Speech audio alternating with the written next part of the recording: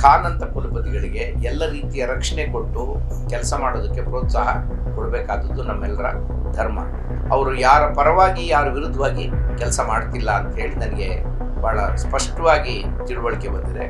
ಅವ್ರನ್ನ ಟಾರ್ಗೆಟ್ ಮಾಡಿ ಪ್ರತಿಭಟನೆ ಇತ್ಯಾದಿ ಮಾಡೋದಿದೆಯಲ್ಲ, ಅದು it is not good for education environment. Professor A M. Khan ಅವರು ಈಗಾಗಲೇ ಅನೇಕ ವರ್ಷಗಳಿಂದ ಪ್ರಾಧ್ಯಾಪಕರಾಗಿ ಕೆಲಸ ಮಾಡ್ತಾ ಇದ್ದಾರೆ.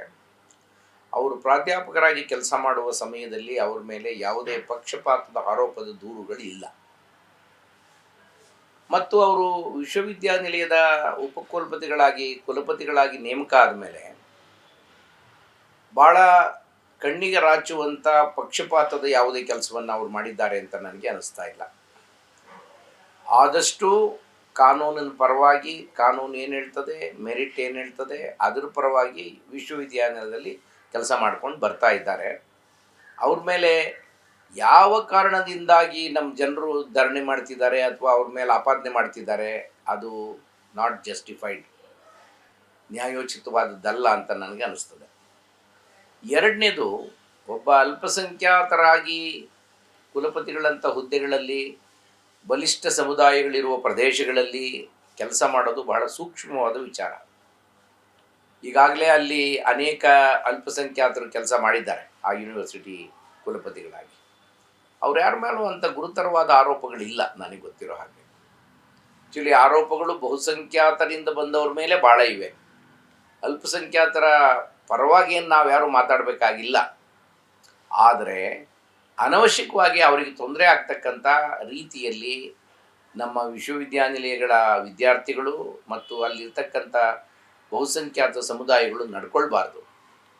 ಅದು ಕಾಂಗ್ರೆಸ್ ಸರ್ಕಾರ ಇದ್ದಾಗ ಖಾನ್ ಅಂತ ಕುಲಪತಿಗಳಿಗೆ ಎಲ್ಲ ರೀತಿಯ ರಕ್ಷಣೆ ಕೊಟ್ಟು ಕೆಲಸ ಮಾಡೋದಕ್ಕೆ ಪ್ರೋತ್ಸಾಹ ಕೊಡಬೇಕಾದದ್ದು ನಮ್ಮೆಲ್ಲರ ಧರ್ಮ. ಅದನ್ನು ಬಿಟ್ಟು ಅವ್ರ ಮೇಲೆ ಅನ್ಯಾಯವಾಗಿ ಕಿರುಕುಳ ಕೊಡ್ತಕ್ಕಂಥದ್ದು ಖಂಡಿತವಾಗಿ ಯೋಗ್ಯವಾದದ್ದಲ್ಲ. ನಾನು I stand by professor Khan because ಅವರು ಭಾಳ ಬ್ಯಾಲೆನ್ಸ್ಡಾಗಿ, ಸಮತೋಲಿತವಾಗಿ ಕೆಲಸ ಮಾಡ್ತಾ ಇದ್ದಾರೆ ಅನ್ನೋದು ನನ್ನ ನಂಬಿಕೆ.